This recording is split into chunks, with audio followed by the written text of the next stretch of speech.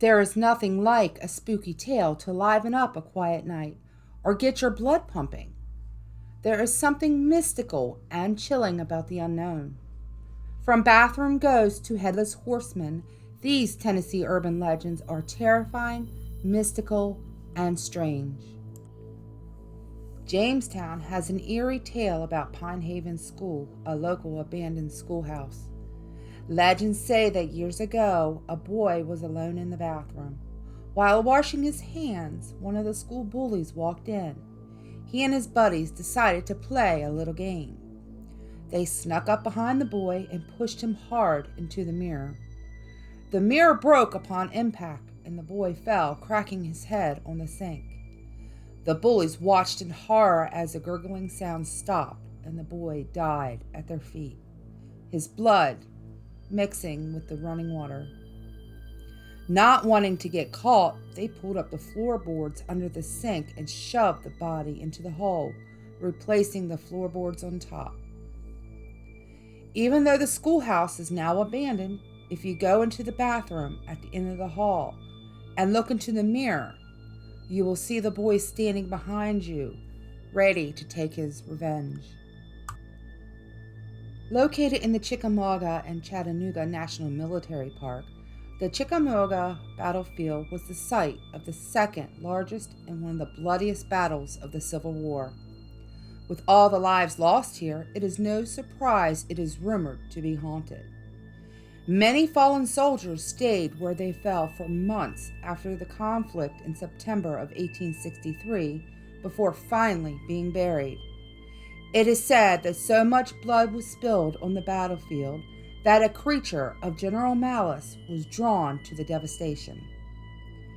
A beast with glowing green eyes is reported to haunt the land long before the Civil War.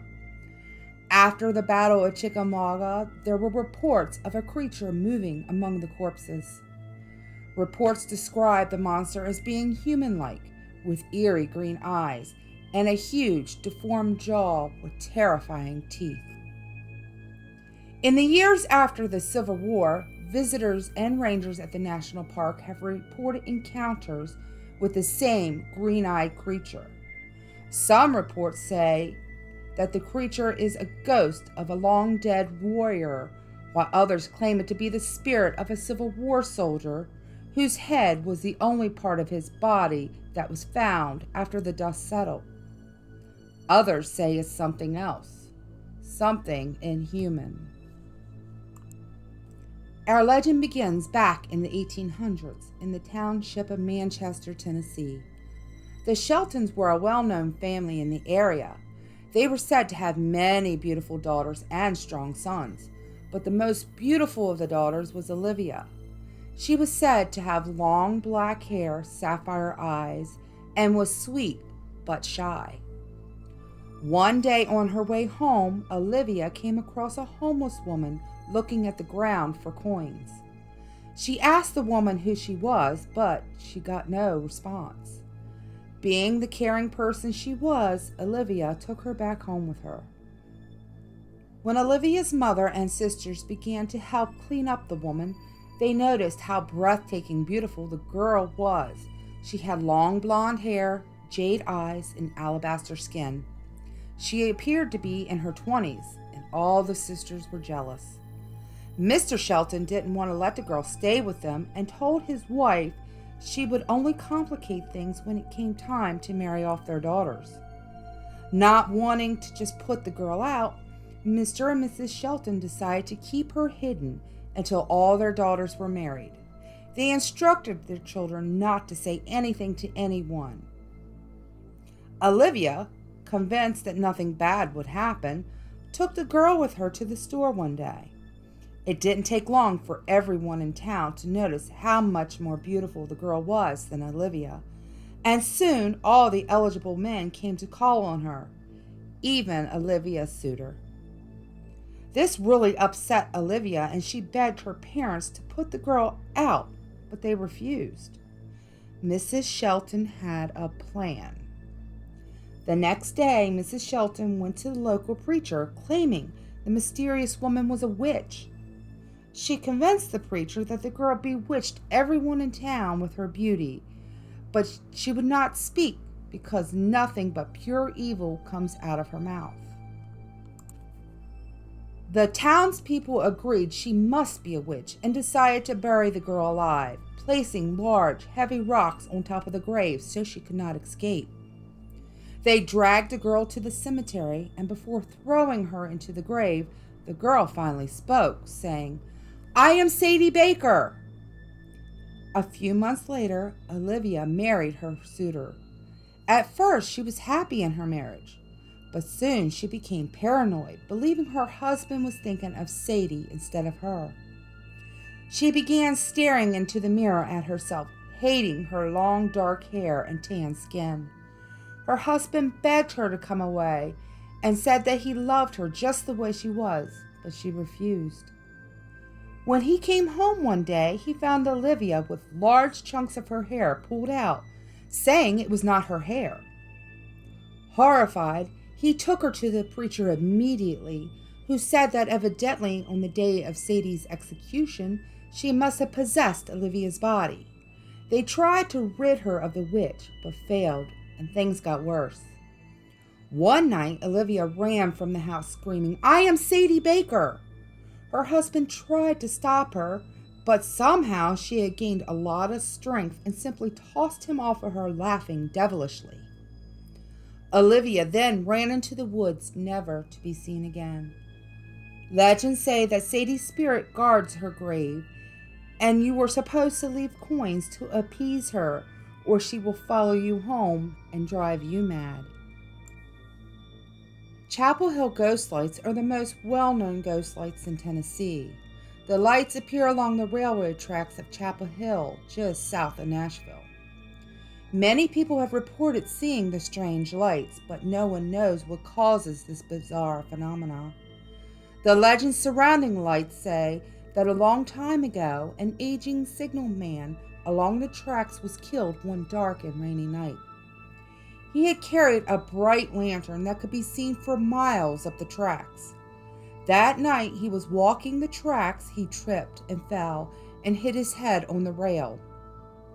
The unconscious man lay on the tracks for a few minutes until a train came along. Unable to stop in time, the train ran over the man, decapitating him.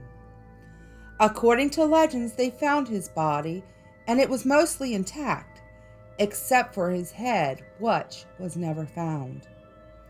Legends say the man still walks the tracks with his lantern, looking for his head.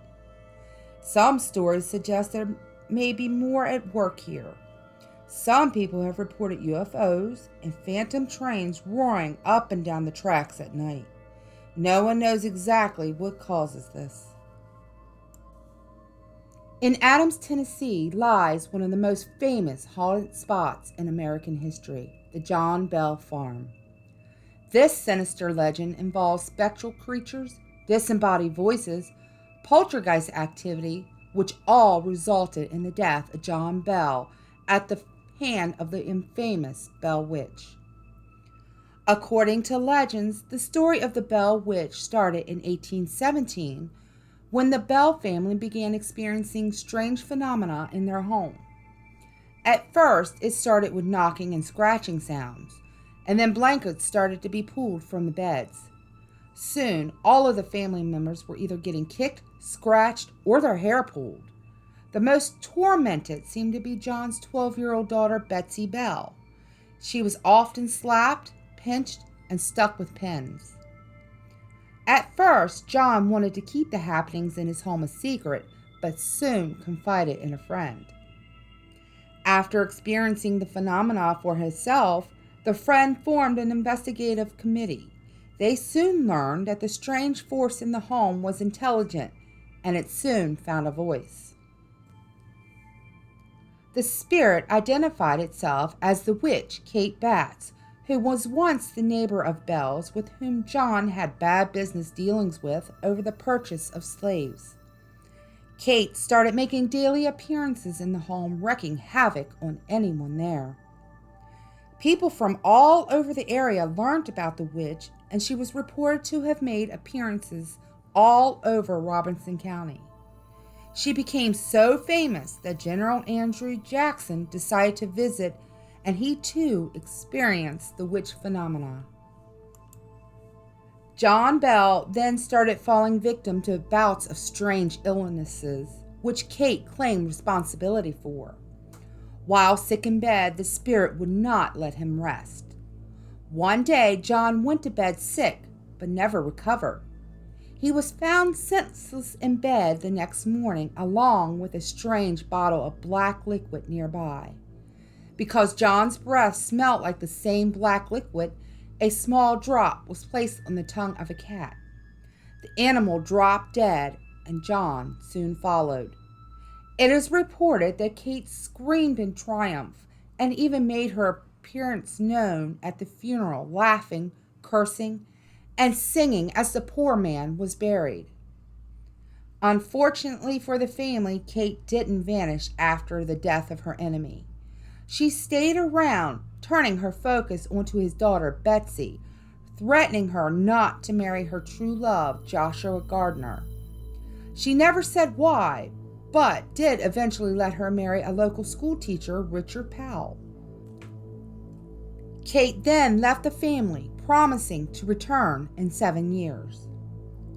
Now, Kate returned to terrorize the family again after 7 years for 2 weeks, but before leaving again, she made various predictions, which John Bell Jr. recorded. They reflected the Civil War and later the World Wars, which all proved to be true. Before disappearing this time, she said she would return in 107 years in 1935. The year came and went without incident. Many people believe she never left Adams, Tennessee. In fact, they believe she fled to the sanctuary of a cave on the property on the side of the bluff near the family cemetery. The cave is reportedly haunted, with many reports of strange apparitions and unexplainable sounds coming from deep in the hidden corners of the cave.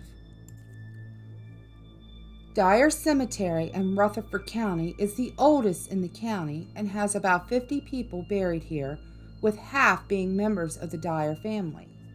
Legends say that in the mid-1800s, 3 women who lived in a nearby village were accused of witchcraft.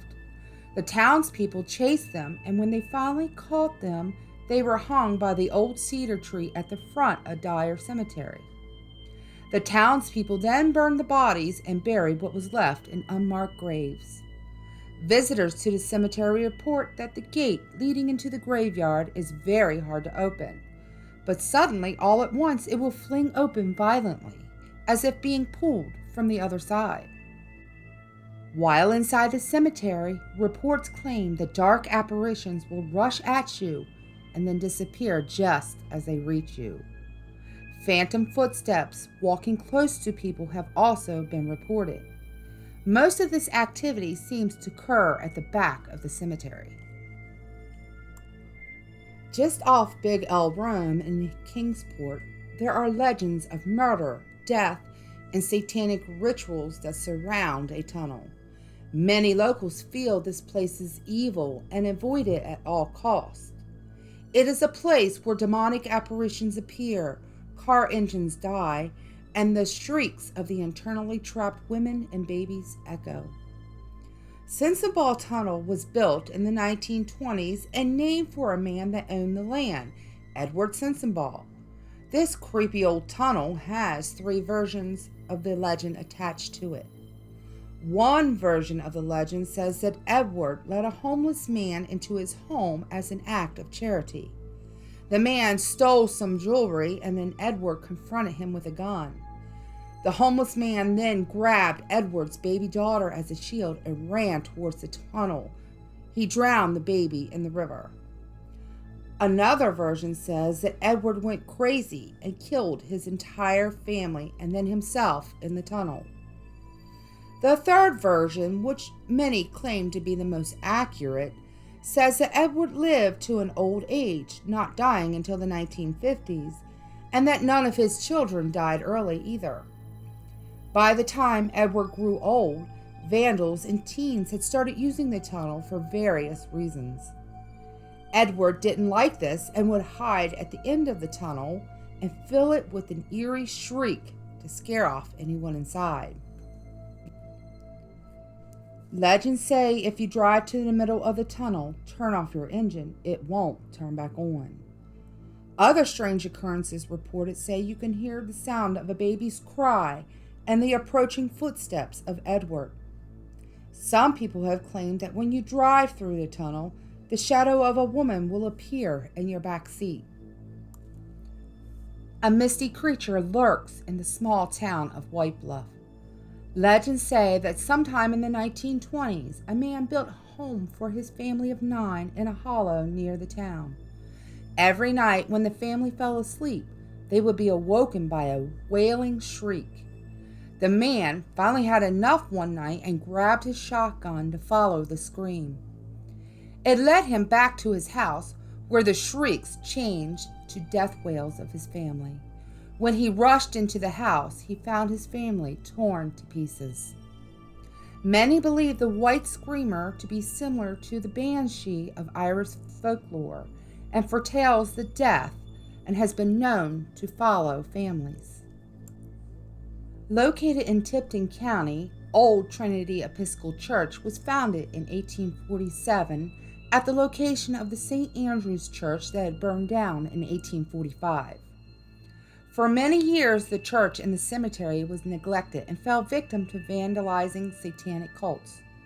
They broke most of the gravestones and destroyed the church building.